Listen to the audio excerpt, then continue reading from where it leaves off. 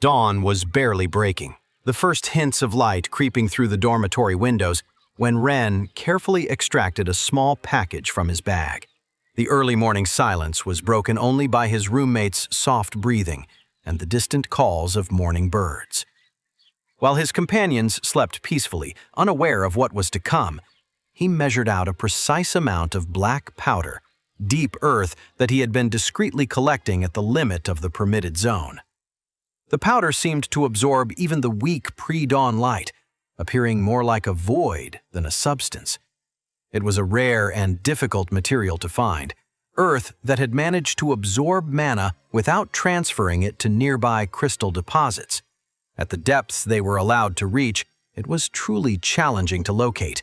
But Ren's knowledge had made the task considerably easier, showing him exactly where to look and how to identify the genuine article among similar-looking but useless samples. The deep earth was the perfect sealing agent for Taro's beetle, though this detail appeared in none of the books his friend had so diligently studied. Ren could recall seeing Taro poring over tome after tome in the library, searching for information that had been right in front of him but misinterpreted by generations of scholars. Liu had mentioned deep earth as a necessary component for some earth beasts, but he had incorrectly associated it with processing rather than sealing. It seemed to have been pure luck and coincidence that he'd mentioned it at all.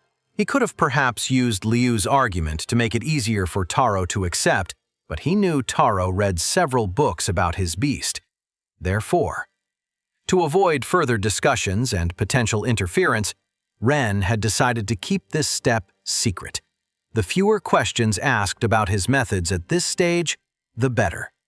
Under the protection of his sheets, he worked with surgical precision. Each grain of the black powder was measured exactly, his movements careful and deliberate. The crystal they had processed with moonlight the previous night reacted immediately upon contact with the black powder, its glow gradually shifting until it acquired an earthy brown tone. The transformation was fascinating to watch. The crystal's inner light seemed to pulse and swirl as it absorbed the powder's properties, like watching soil dissolve into clear water, but in reverse. This was the kind of subtle interaction that the books missed entirely, focusing instead on dramatic reactions and flashy transformations. When Taro began to stir, showing the first signs of waking, Ren had already completed the crystal's preparation. The timing was perfect. Any longer, and the sealing might have been too strong. Any shorter, and it might not have taken properly. "Good morning," he smiled, holding the finished crystal. "Your first crystal is ready." "Oh, yes, of course," Taro mumbled, still half asleep. "Here."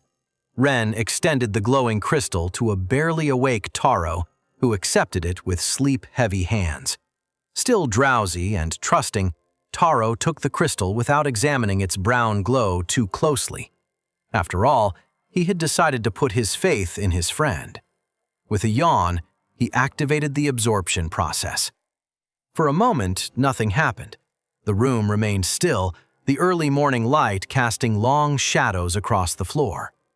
Then, the mana began to flow. Taro's eyes flew wide open as the first wave of power coursed through him. It was more intense than he had expected, far more potent than the practice crystals he had used before. The sensation was like plunging into icy water, shocking, overwhelming, yet somehow invigorating. Another wave hit, stronger than the first, and another, and another. Each pulse of power seemed to build on the last, creating a cascading effect that made Taro's entire body hum with energy. "This is..." Taro gasped as the power continued to surge. "It's too much." Liu leaped from his bed the moment he saw Taro's veins begin to glow with an unmistakable blue radiance, the telltale sign of mana poisoning. The blue lines traced patterns under his skin like rivers of light. "What have you done?" Liu lunged toward Ren, panic evident in his voice. "I told you they were overcharged! Look at his veins!" The blue lines were spreading rapidly across Taro's arms, who now struggled for breath. The mana flowed uncontrolled through his system, far too much for his body to process normally. Each pulse made the glow brighter, more intense. "We need to get him to the infirmary." Lou was already searching frantically for his shoes. "Mana poisoning medicine is expensive, but if he doesn't get it soon—" "Wait." Ren maintained his composure, though his eyes never left Taro. His calm seemed almost unnatural in the face of such danger. "Wait! He's having massive poisoning because of you!" Min had also awakened to the commotion and watched the scene with growing concern, his water snake coiling anxiously around his arm. "Just," Ren raised a hand, "wait one more moment." Taro's veins now shone with increasing intensity. His breathing had become erratic, and sweat beaded on his forehead. Every sign pointed to a severe case of mana poisoning. "Easy." Ren gripped Taro's shoulders firmly. "Breathe with me. Slowly." "The mana," Taro panted, the blue lines pulsing brilliantly beneath his skin. "It's a lot, I know." Ren's voice remained calm, controlled. "But your beetle can handle it. You just need to guide it correctly." Lou watched from the door, torn between running for help and the strange certainty in Ren's demeanor. "Feel the flow," Ren continued. "Notice how it's pooling in your chest? You need to move it. Make it circulate to your arms first." Taro nodded weakly, focusing on the sensation. Slowly, the blue lines in his arms began to fade as he directed the energy. "Good. Now, let some flow toward your back. Your beetle is an earth creature. The mana should feel more natural flowing downward." Min held his breath as he watched the blue lines shift and gradually weaken, following Taro's control. "Temporary mana excess isn't bad if you know how to control it," Ren explained while guiding Taro. "Your beast is designed for this. It just needs you to help distribute it properly." Gradually, Taro's breathing normalized.